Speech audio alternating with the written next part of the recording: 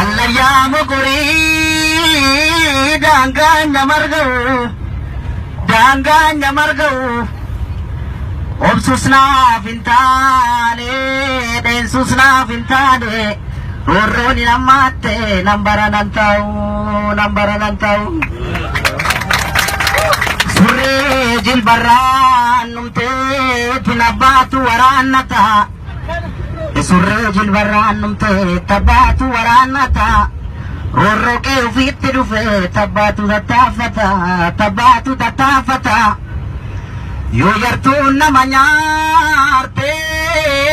maal sakkaanii ilaalu nyaara dheebatuu malee akka ishiin lamuu nyaarree biyyee nyaachisuu malee yoo sartuu raananii gaafa sodaatamanii gadi galuun bineensaa mataan ishee caakkaan nabu gadi galuun bineensaa mataan ishee caakkaan nabu gadi galu abbaa warraa barcumni furriin nabu gadi galuun nadheeni funyaan cilaattiin nabu qallayyoo ilmoo namaa garaa ishee murtiin nabu margatoo garbuu lixeet biilaa tuttufaa deema margatoo garbuu lixeet biilaa tuttufaa deema abbaratoo darbuu didee tofiin gungumaa deema ibbaranoo barroo maali ibbarroo barumaan darba tammayyoo minuu darba otoo barana jennu barri baraan sokkite orminutti kofalte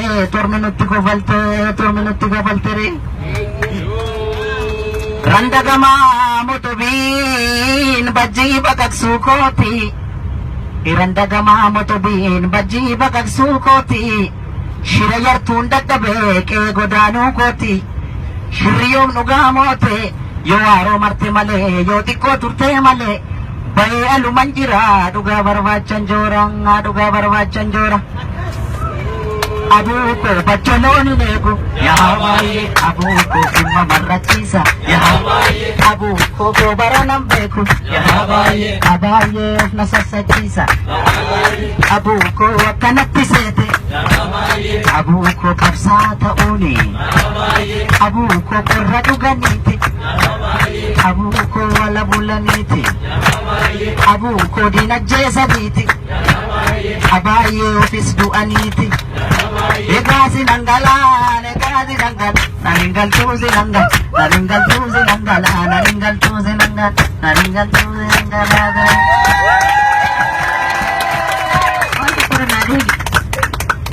Katalin ilma gara damal kabit.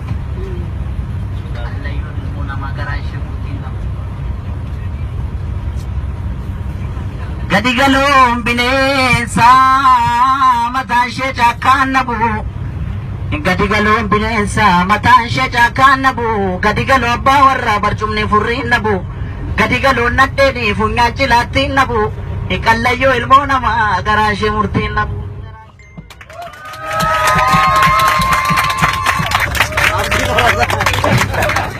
Bara dheeraadhaan nu faana jira.